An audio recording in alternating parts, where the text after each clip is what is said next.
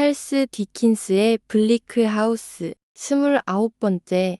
젊은 남자 체스니 울드는 완전히 잠겨있고 카펫은 쓸쓸한 방 구석에 커다란 두루마리처럼 말려있으며 밝은 다마스크 천은 갈색 햇멜에 속죄하는 듯하고 조각과 금박은 금기와 고행을 드러내고 있어. 그리고 데드록 가문의 조상들은 다시 햇빛이 비치는 세상에서 물러나 있지. 집 주변에는 잎사귀들이 두껍게 떨어지고 있는데 결코 빠르지 않고 느리게 무거운 빛으로 천천히 내려와 정원사들이 잔디를 쓸어도 잎사귀를 가득 담은 수레에 넣어 끌고 가도 여전히 발목까지 쌓여 있어. 찬바람이 채순이 울들을 휘몰아치고 비는 날카롭게 내리치며 창문은 덜컥거리고 굴뚝은 으르렁거려 안개는 길을 가리고 시야를 가리며 장례식처럼 조용히 언덕 위를 지나가 집 전체에는 작은 교회 냄새 같은 차가운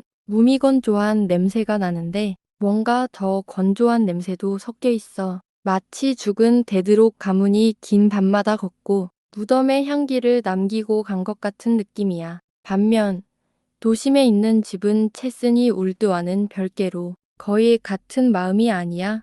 기쁠 때 기뻐하지 않고 슬플 때 슬퍼하지 않으며 오직 데드록 가문 사람이 죽었을 때만 잠깐 빛나지. 그 집은 따뜻하고 밝게 빛나며 겨울 냄새가 전혀 나지 않는 온화하고 섬세한 향기로 가득 차 있어. 조용하고 부드러워서 시계의 똑딱거림이나 장작 타는 소리만이 방 안의 정적을 깨뜨릴 뿐이야. 마치 그 집이 무척 추운 레스터 경의 뼈마디를 무지개 색 양털로 감싸는 것 같아. 레스터 경은 도서관의 큰 벽난로 앞에 앉아 위험 있게 책 뒤를 훑거나 미술품을 칭찬하며 여유롭게 시간을 보내고 있어. 그림도 갖추고 있는데 옛날 그림과 현대 그림이 섞여 있지. 어떤 그림들은 예술이 가끔은 스승이 되기도 하는 환상무도회 학교 작품들인데 마치 경매에 나온 잡다한 물품들처럼 목록이 적혀 있어. 예를 들어 높은 등받이 의자 3개,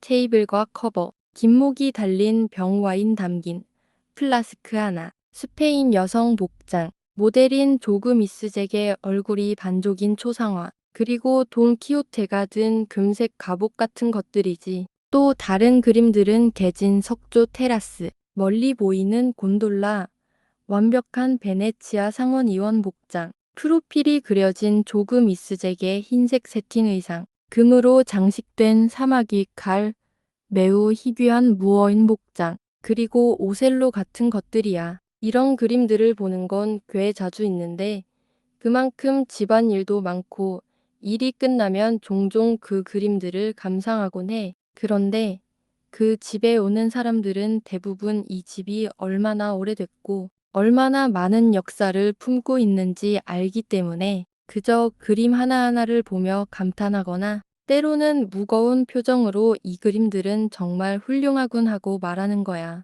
그런데 가끔은 율리우스 튠킹혼이 자주 드나들면서 집안일이나 임대 계약 같은 걸 처리하느라 바쁘고 레이디도 자주 만나는 편이야.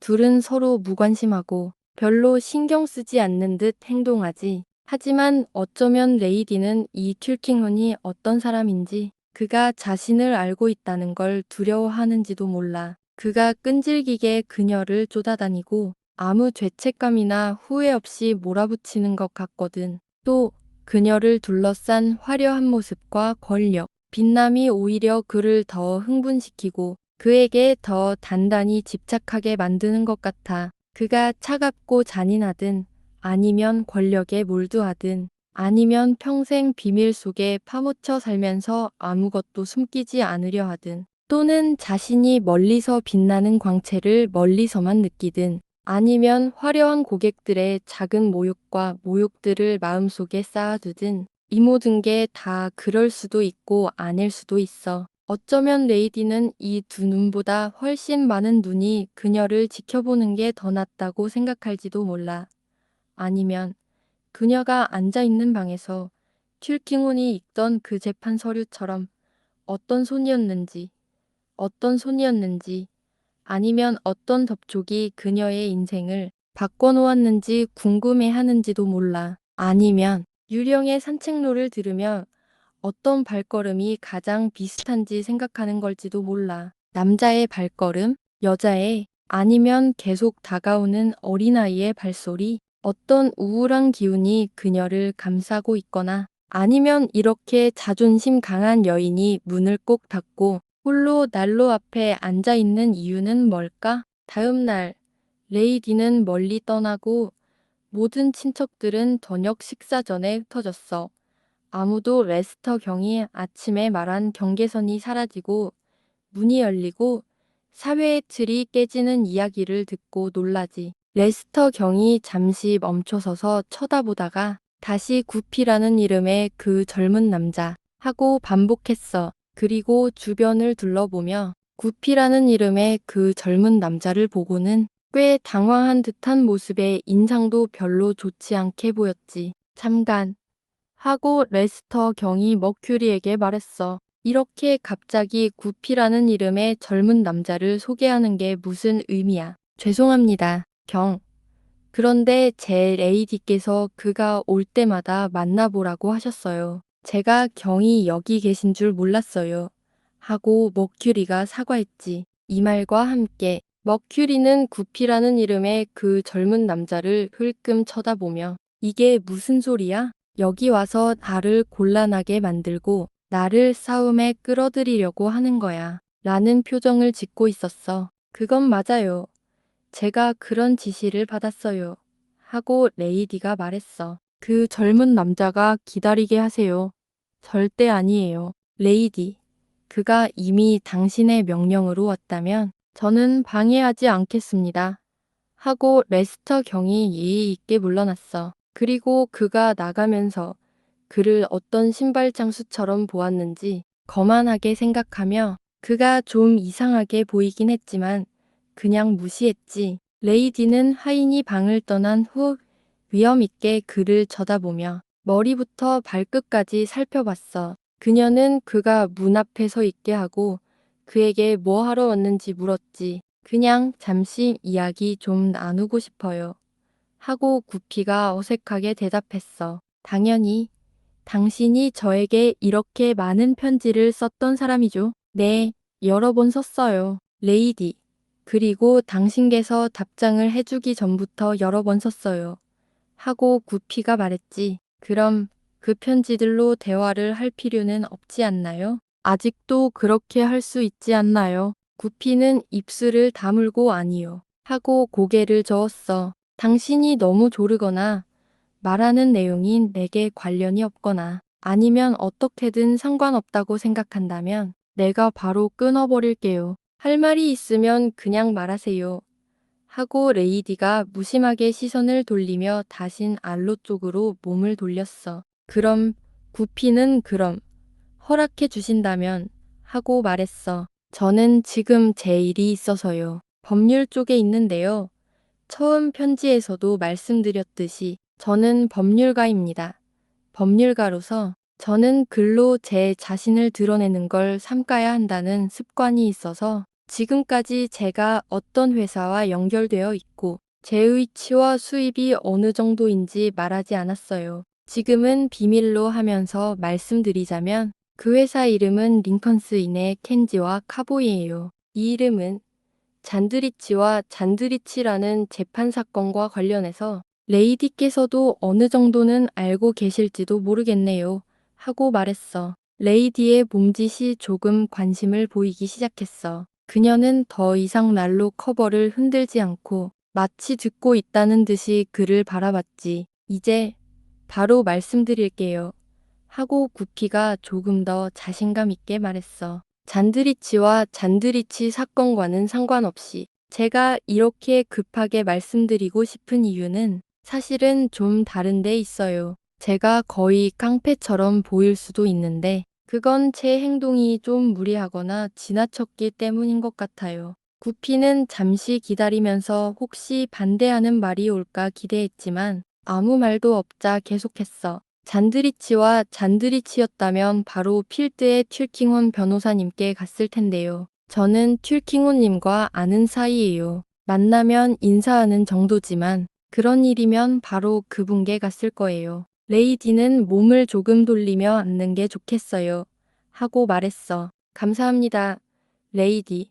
구피는 자리에 앉았지. 이제 레이디하고 그는 작은 메모지에 적어둔 논리노트를 들여다보며 그게 무슨 의미인지 잘 모르겠는 표정을 지었어. 저는 전적으로 레이디께 맡기겠습니다. 만약 지금 이 방문에 대해 켄지와 카보이 또는 튠킹호님께 어떤 불만을 말씀하시면 저는 매우 곤란한 상황에 처할 수 있어요. 그건 분명히 인정하는 바이고요. 그래서 저는 레이디의 명예를 믿어요. 레이디는 손으로 무시하는 듯한 제스처를 하며 그녀가 들고 있던 스크린을 흔들면서 그럴 일 없어요. 하고 말했어. 감사합니다. 레이디. 하고 구피가 말했지. 아주 만족스럽네요. 그런데 아이고, 사실은 여기 적어둔 점들이 있는데 짧게 써서 무슨 뜻인지 잘 모르겠어요. 잠깐 창문 쪽으로 가서 보려고 하는데요. 그게 구피는 창문으로 가서 깜짝 놀라서 새 한 쌍에 부딪혔어. 그리고는 죄송합니다.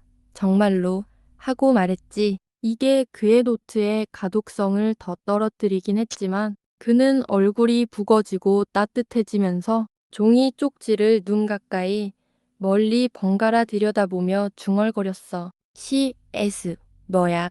CS CS 알았어요. 네, 맞네요. 그는 다시 돌아와서 레이디께서 혹시 에스더 서머슨이라는 이름의 젊은 여성에 대해 들어본 적이 있거나 본 적이 있나요? 하고 물었어. 레이디는 눈을 가득 뜨고 그를 쳐다봤지. 그 이름의 젊은 여성을 얼마 전에 봤어요. 가을이었을 때였죠. 그럼 레이디께서 그녀가 누구와 닮았다고 생각하셨나요? 하고 구피가 팔짱을 끼고 머리를 한쪽으로 기울이며 메모지로 턱을 긁으며 물었어. 레이디는 더 이상 눈길을 돌리지 않고 계속 그를 바라봤지. 아니요. 그녀가 레이디 가족과 닮았나요? 아니요. 제 생각엔 레이디께서 서머슨 양의 얼굴을 거의 기억 못 하시는 것 같군요.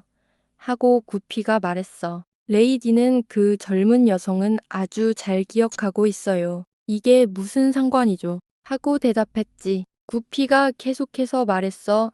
레이디, 제가 확실히 말씀드릴게요. 제 마음속에 서머슨 양의 모습이 새겨졌다는 걸요. 이건 비밀로 해주세요. 그때 제가 레이디의 체스니 울드 저택을 잠깐 방문했을 때 친구와 함께 링컨쇼주를 돌아다니던 중이었어요. 그때 에스더 서머슨 양과 레이디의 초상화가 너무 닮아서 정말 깜짝 놀랐어요. 그만큼 놀라서 지금 뭐가 저를 그렇게 흔들었는지조차 몰랐어요. 그런데 지금 이렇게 가까이서 레이디를 뵙게 되니 그때보다 더 놀랍네요. 이름이 구피인 그 젊은 남자. 예전에는 여인들이 요새 같은 곳에 살고 믿을 수 없는 시중드는 사람들이 가득한 곳에서 너 같은 사람의 인생이 한순간도 버틸 수 없었을 거야. 그 아름다운 눈이 지금처럼 너를 바라보고 있다면 말이야. 레이디는 천천히 손으로 작은 부채를 들고 다시 묻었어. 그럼 당신이 좋아하는 초상화 취향이 내게 무슨 상관이냐는 거죠. 레이디.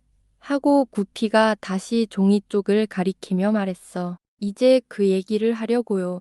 이 종이, 이 노트들을 버릴게요. 아, 체드밴드 부인이요. 네. 구피는 의자를 조금 앞으로 끌어당기고 다시 앉았어. 레이디는 차분하게 의자에 기대면서 평소보다 조금 덜 우아한 듯 보였지만 여전히 흔들림 없는 눈길로 그를 바라봤지. 잠깐만 멈춰요. 하고 구피가 다시 말을 이었어. 이니셜이 두 번이나 했으라고요? 아, 네. 이제 알겠어요. 바로 이해했어요. 그는 말을 하면서 손가락 대신 종이 조각을 말하는 도구로 말풍선을 만들어 계속했어. 레이디, 서머슨 양의 출생과 양육에 관한 미스터리. 그게 좀 있어요. 이건 제 직업인 켄지와 카보이에서 알게 된 사실인데요. 이걸 비밀로 해주세요. 그게 바로 제가 아는 거예요. 지금까지 말씀드린 대로 서머슨 양의 모습이 제 마음에 새겨졌어요. 만약 이 미스터리를 풀거나 그녀가 레이디와 친척 관계임을 증명하거나 또는 그녀가 레이디 가문의 먼 친척이라서 잔드리치와 잔드리치 사건에 참여할 자격이 있다는 걸 밝혀낸다면 저는 서머슨 양에게 좀 더 특별한 호의를 기대할 수 있겠죠. 지금까지는 그녀가 제 제안에 전혀 호응하지 않았지만 말이에요. 레이디 얼굴에 약간의 환한 미소가 떠올랐어. 이제 레이디 하고 구피가 계속했어. 이건 정말 특이한 일이에요.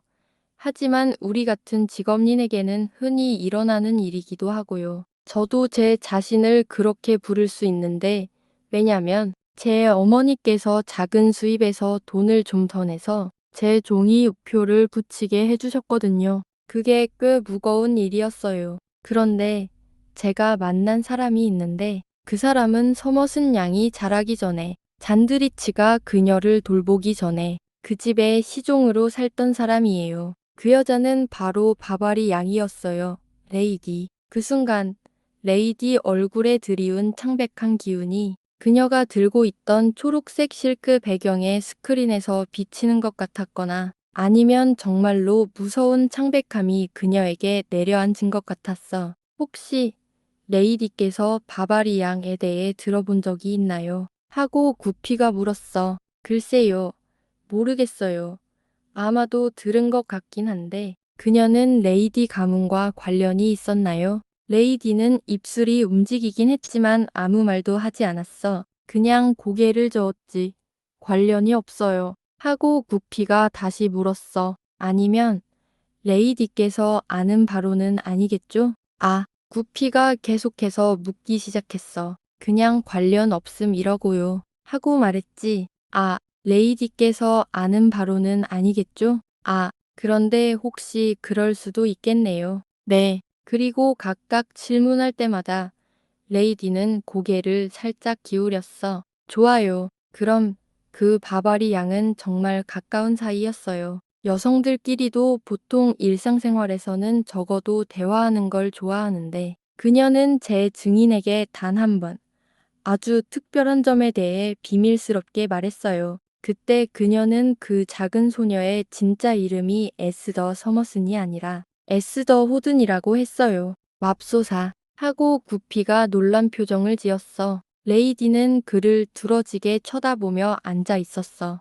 얼굴에는 여전히 어두운 그림자가 드리워졌고 손에 들고 있던 스크린도 같은 자세로 입술은 약간 벌어졌고 이마는 조금 찌푸려졌지. 그런데 갑자기 그녀의 눈빛이 돌아오고 몸 전체에 파문이 일듯 떨림이 지나가고 입술이 떨리며 큰 노력을 해서 다시 차분하게 만들었어. 그리고는 구피가 말한 것과 그가 있는 걸 인지하는 것을 강제로 떠올리려고 했었지. 이 모든 게 너무 빠르게 일어나서 그녀의 경합과 무감각 상태는 마치 오래된 무덤 속에 있던 시체들이 번개처럼 번쩍였다가 한순간에 사라지는 것처럼 느껴졌어. 레이디, 혹시 호든이라는 이름을 들어본 적 있나요? 하고 구피가 물었어. 네, 전에 들은 적 있어요. 하고 레이디가 대답했지. 그럼 레이디 가문과 관련된 먼 친척이나 동생 쪽에 그런 이름이 있나요? 아니요.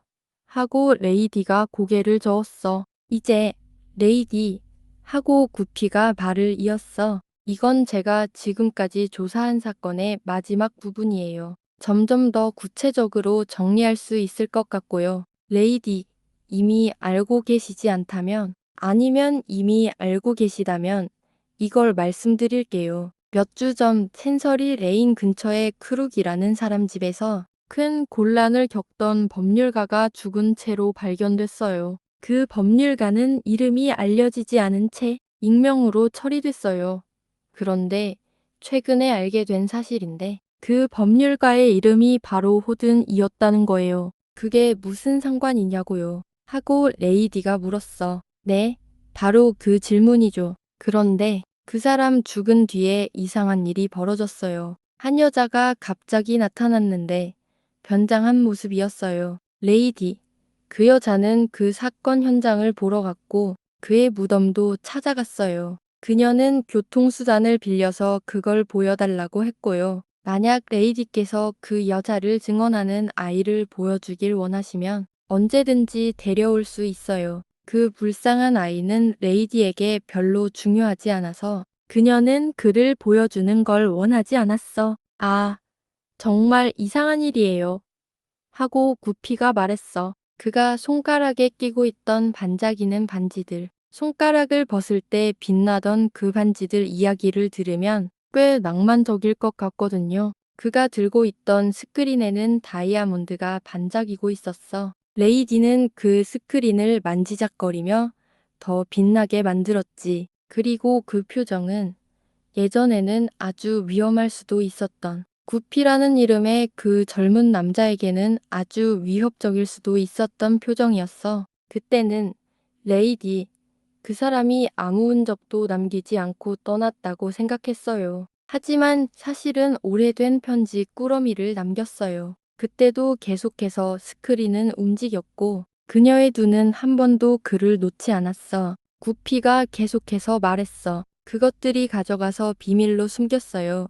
내일 밤이면 레이디, 그게 내 손에 들어오게 될 거예요. 그래도 묻고 싶은데 이겐 내게 무슨 상관이야. 레이디, 그게 제 결론입니다.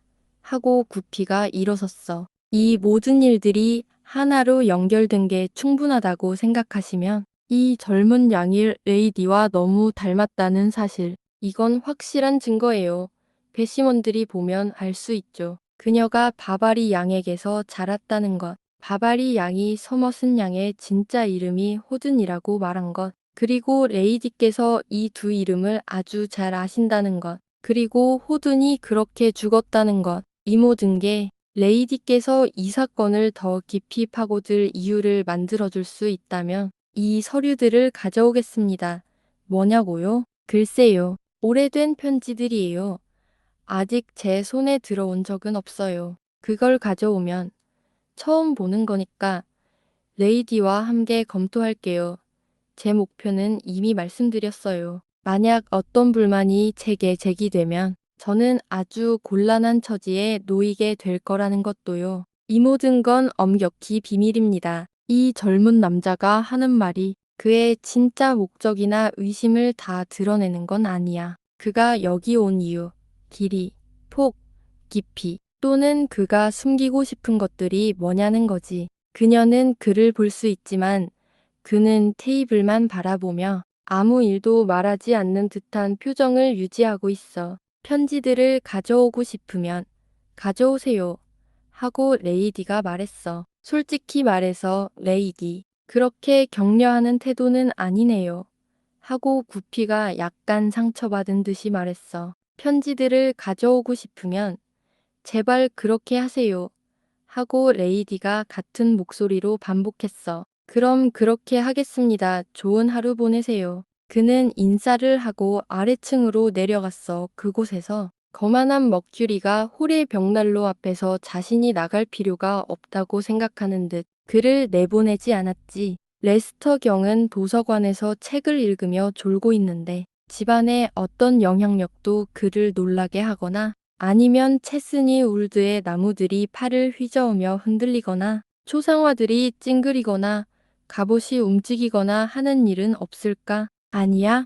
말과 울음, 비명은 공기일 뿐이고 그 공기는 집안 전체에 꽉 차서 레이디가 방에서 큰 소리로 외치지 않으면 그 울림이 레스터의 귀에 들릴 수 없을 정도야. 그런데도 이 집 안에서는 무서운 모습으로 무릎 꿇은 누군가가 울부짖으며 이렇게 외치고 있어. 오, 내 아이, 내 아이. 그녀가 태어난 초기에 죽지 않았다는 걸 잔인한 누이에게서 들었지만 그녀는 나와 내 이름을 버리고 엄격하게 키웠어요. 오, 내 아이, 오, 내 아이. 30번째 이야기는 다음 시간에 만나겠습니다.